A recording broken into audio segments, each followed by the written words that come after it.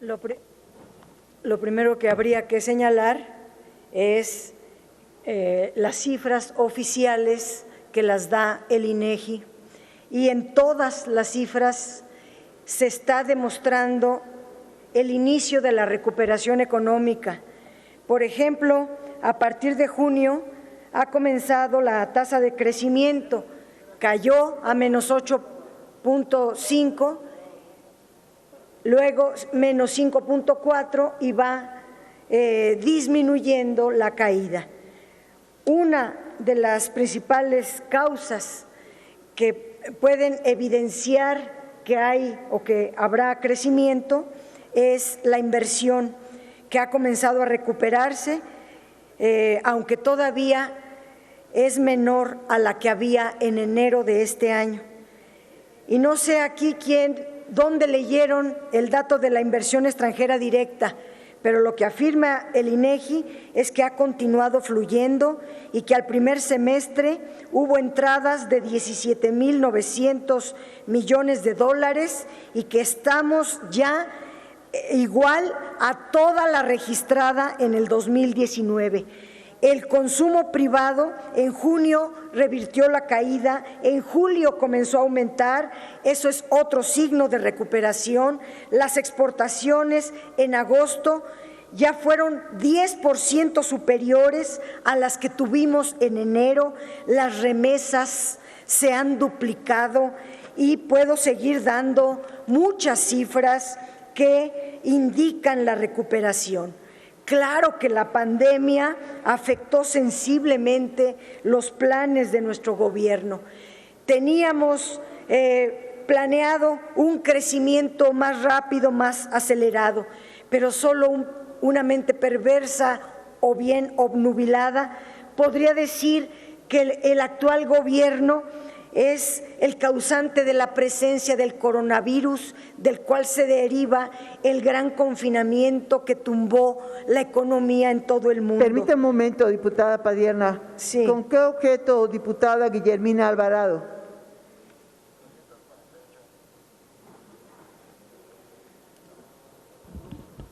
Gracias, Sonido, presidenta. Si me permite la diputada Dolores hacerle una pregunta. Diputada Padierna, ¿acepta usted una pregunta de la diputada Alvarado? Sí, claro que sí. Adelante, diputada. Gracias. Por favor. Diputada Dolores, usted que ha sido diputada en otras legislaturas, yo quisiera que nos recordara, por favor, si se aprobó, ¿qué se aprobó en las leyes de ingresos de los gobiernos anteriores? Diputada Guillermina Alvarado, le agradezco muchísimo esa pregunta porque me permite hacer una comparación entre los dos gobiernos anteriores para no irme más atrás, son los que usted me pregunta. Felipe Calderón inventó dos nuevos impuestos, el impuesto de depósitos al efectivo, el YETU, el impuesto empresarial de tasa única, que aquí vienen a hablar de defensa de las empresas, pero cuando fueron gobierno, además de todos los impuestos que ya pagaban, les ensartaron dos impuestos nuevos más. Aumentaron el IVA a 16%. Calderón aumentó la deuda de 33.4% a 46% del Producto Interno Bruto. La política fiscal era eminentemente recaudatoria y era, como aquí lo dijo el compañero Marco, cargar en las espaldas del pueblo la crisis. Pero ojalá toda esa deuda, todo ese dinero hubiera servido para el desarrollo del país. El asunto es de que Calderón cierra su gobierno con 5 millones de pobres más, con una masificación del desempleo, con un desfondado de todos los activos financieros, se gastó los fideicomisos, se gastó los fondos, etcétera. Y y Peña Nieto, pues se voló la barda, porque todavía Calderón tuvo el pretexto de la crisis de la influenza, pero durante Peña Nieto no hubo ninguna crisis y Peña Nieto desapareció el régimen de repecos de los pequeños contribuyentes y creó este régimen de incorporación fiscal, aumentó el impuesto sobre la renta de 32 a 35 y algunos hasta 40%.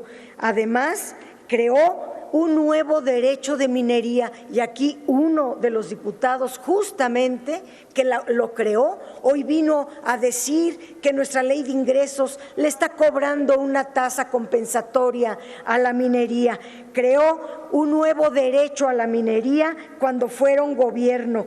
Prometieron desaparecer el régimen de consolidación fiscal, que es donde están las megaempresas que eluden y evaden los impuestos, pero solamente le cambiaron de nombre. Aumentaron la deuda al 50% del Producto Interno Bruto, eliminaron muchas deducciones y aumentaron el IVA en la frontera de 11% a 16%. Y puedo seguir dando, pero su pregunta, puedo decir, esa es la gran diferencia, que cargaban a la gente, a todos los contribuyentes, el costo de la crisis, todo, y nosotros estamos haciendo una política fiscal completamente distinta, que es la que estaba describiendo en su pregunta. Ya terminé, Presidenta. Gracias, diputada. Continúe el reloj Gracias. parlamentario. Decía yo que hay 4 factores que van a determinar el crecimiento en el 2021. 2 no son, del control nuestro. La duración de la pandemia, eso está en manos de los médicos, de los científicos o de cuando se traiga la vacuna. El comportamiento de nuestras exportaciones, que eso depende mucho de la economía de nuestros socios del norte. La inversión, que sí depende de nosotros, y el consumo. Hay un sector del empresariado. Permítame nuevamente una interrupción, sí, diputada Padierna. Sí. ¿Con qué objeto, diputada Irma Juan Carlos? Presidenta, con el respeto de la mesa, si a través de su conducto me permite hacerle una pregunta a la oradora. Diputada Padierna, pregunta a la diputada Juan Carlos si acepta usted una pregunta. Por supuesto que sí. Adelante, diputada Juan Carlos. Muchas gracias.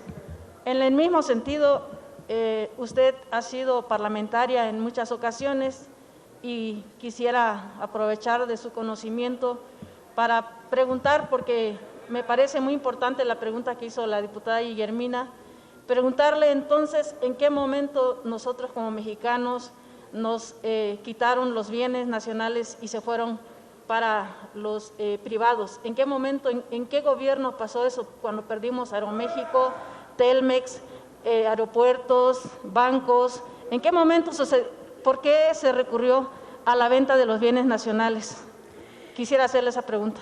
Desde luego que eso nos remite a Carlos Salinas, el padre de todos los que están aquí, el padre ideológico de esta ala, que fue el que puso el ejemplo de cómo le llaman ellos desincorporar la riqueza del país, que no es otra cosa más que la privatización de 1,200 empresas que antes eran del Estado. ¿De quién era Teléfonos de México? ¿De quién era Ferronales? ¿De quién era Aceros?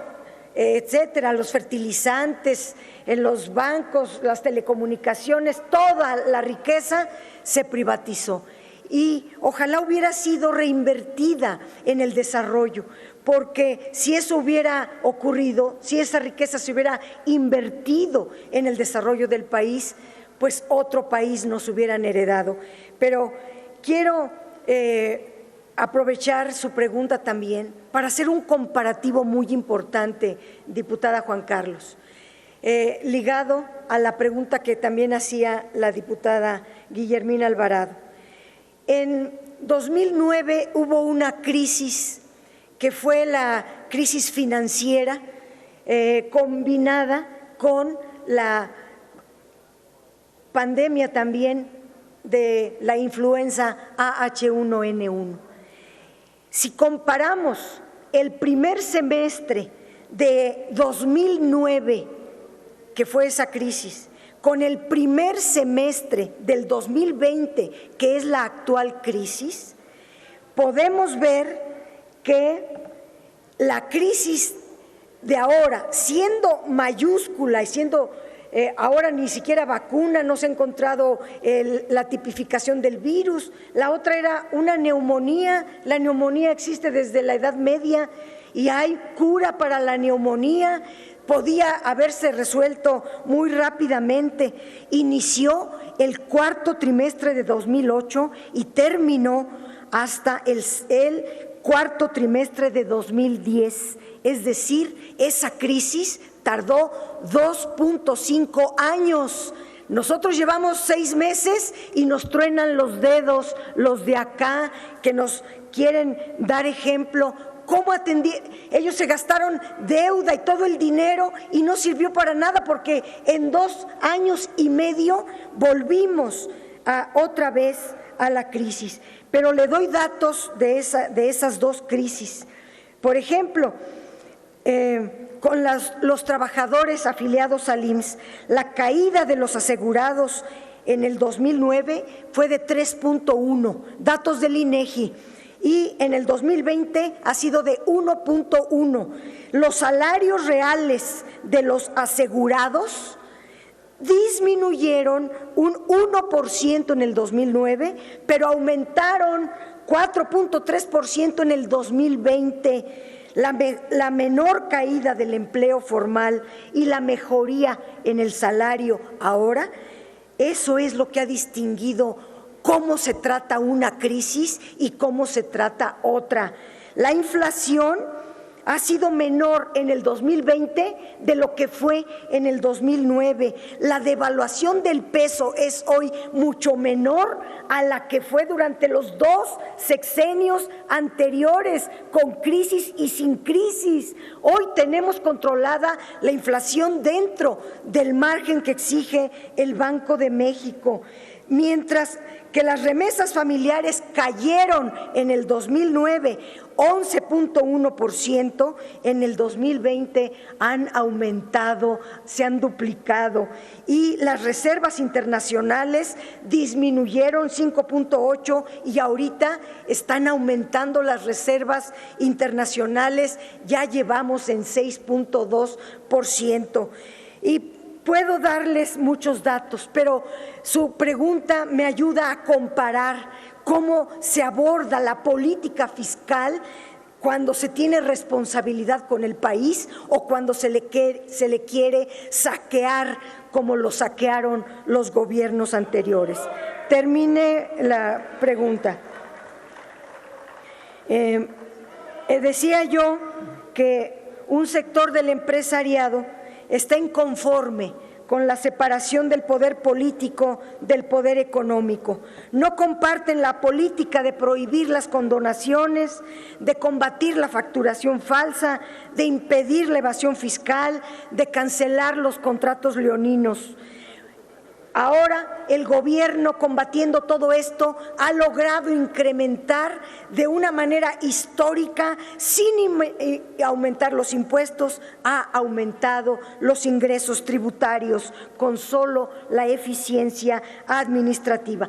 Afortunadamente hay otro grupo de empresarios que está asumiendo que ya se acabó la corrupción, que la fiesta para ellos terminó, que los privilegios que antes tenían y ahora están dispuestos a invertir. El presidente López Obrador ha informado de un paquete muy importante de inversiones que en un primer paquete llegará a 300,000 millones de parte de los privados, 700,000 millones públicos y en más paquetes llegará a 800,000 millones de pesos. Ya no me da tiempo de explicar tasa de interés, la plataforma. Permítame nuevamente, diputada Sí, Padierna. sí. ¿Con qué objeto, diputada López Rayón?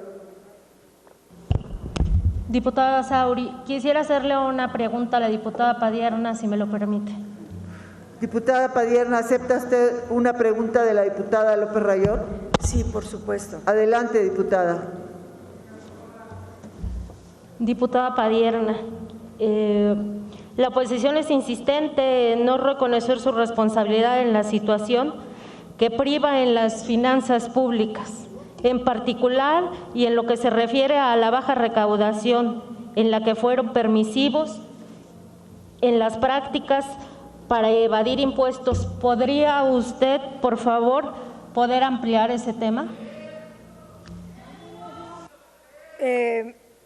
La administración actual, el presidente López Obrador y el secretario de Hacienda Arturo Herrera han sido enfáticos en que se aplicará una política de endeudamiento para mantener el mismo nivel de deuda con respecto del Producto Interno Bruto.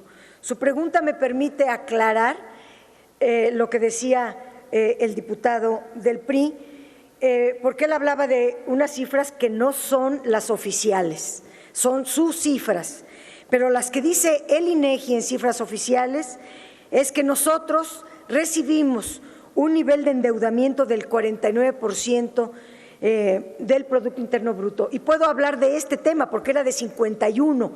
Ellos, al salir, ya que habían perdido la elección, agarraron 10,000 millones de pesos para refinanciar la deuda y bajarla un poquito abajo del 50%. Así la recibió el presidente López Obrador. Vino la pandemia, en el 2020 subió a 54.7%, pero no porque se haya gastado un solo peso de deuda el presidente López Obrador, sino porque se cayó la economía y porque hubo una devaluación, y los que contrataron la deuda, un 26% de esa deuda es extranjera, es externa y se tiene que pagar en dólares, y por la devaluación se encareció esta deuda.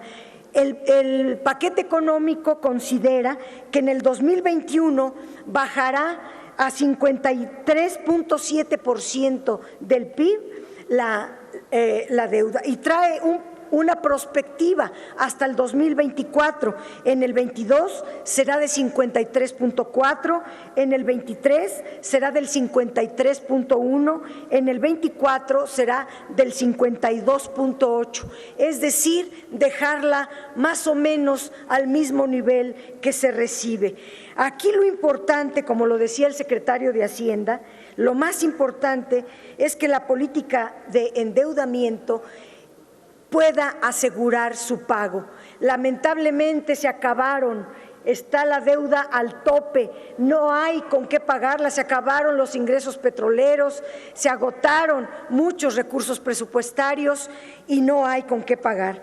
Y aquí dijo el diputado que este paquete económico tiene un endeudamiento de más de 700,000 millones de pesos, lo cual es cierto. Pero ¿para qué se piden esos más de 700,000 millones de pesos de deuda? Para pagar los intereses de la deuda que estos contrataron. Nosotros no vamos a gastar un solo peso más en deuda. Eso se requiere para pagar los intereses de la deuda, porque la otra opción sería no pagarla, y eso metería a nuestro país en muchas dificultades. Termino diciendo que estamos comenzando una nueva etapa donde se le da prioridad al desarrollo del país y al bienestar de nuestra población, que la deuda, donde está el rescate bancario, el rescate azucarero, los agronitrogenados, todos los fraudes de Odebrecht, de OHL y todos los negocios al amparo del poder público que están en la panza de esta inmensa deuda que nos heredaron, por supuesto que se van a sancionar. En eso tendrá que trabajar la Fiscalía y las autoridades correspondientes. A nosotros nos toca fiscalizar y tenemos ese poder de fiscalizar, y yo diría, querían mayor deuda, es lo que Es lo que Diputada Padierna. los llena de coraje. Diputada Padierna. Pidieron 4 puntos más de deuda para dárselo a los grandes empresarios y darle migajas a las pequeñas empresas. Diputada y el pueblo Padierna. no aparecía en su programa ni siquiera en un renglón. Eso es la gran diferencia entre el antes y el ahora. Diputada Discúlpeme, Padierna, Presidenta. discúlpeme, pero nuevamente hay una diputada que está solicitando hacer uso de la palabra y asumo que es para solicitarle a usted una pregunta. Permítame consultarle. Diputada Avelina López, ¿con qué objeto? Para hacerle una pregunta a la oradora. ¿Acepta usted, diputada Padierna, una pregunta de la diputada Avelina López? Sí, claro. Adelante, diputada López. Con todos los datos que usted ha vertido, se percibe que en 36 años fue un gobierno de pura corrupción. Por los datos que se pueden dar, 62 millones de pobres, 27 millones en pobreza alimentaria, el abandono del campo y los datos que indican cómo en la percepción de la corrupción, en el 2017, de 129 países, México, de 180 países, México quedó en 135. Y así sucesivamente. Y hoy, en el 2019, México obtuvo una calificación de 29 puntos en una escala donde 0 es mayor a percepción y 100 menor, y ocupa la posición 130 de 180 países. Es decir, México mejoró 1 punto. ¿Qué quiere decir entonces? Que con todos sus argumentos significa que fue pura corrupción y que el gobierno de ahora está bajando la percepción de la corrupción. ¿Qué opinión le merece a usted el comentario? Gracias, diputada. Gracias, diputada. Le contestaría lo siguiente y de manera muy breve. Tiene usted toda la razón al decir que nuestro país es inmensamente grande, inmensamente rico y que tiene toda la potencialidad para ser un país desarrollado y que durante 36, 40 años ha tenido malas administraciones de toda la riqueza que tiene nuestro país, y esa es la causa que México sea una de las naciones consideradas pues en los últimos niveles de desarrollo. Tenemos minas, tenemos agua, tenemos millones de hectáreas de tierra fértil, tenemos océano de un lado, océano del otro, tenemos energéticos, tenemos petróleo, tenemos 120 millones de mexicanas y mexicanos que trabajamos, que queremos salir adelante, que queremos ver a nuestro país desarrollado y en paz. Lamentablemente pusieron a administraciones pues no solamente corruptas, sino que también pues pusieron a García Luna en la Secretaría de Seguridad o a Cienfuegos como secretario de la Defensa, y entonces a la pobreza, a la corrupción, a la degradación se le sumó la violencia, y por ese es el país que nosotros vamos a levantar. Claro que lo vamos a levantar en este mismo sexenio. Gracias.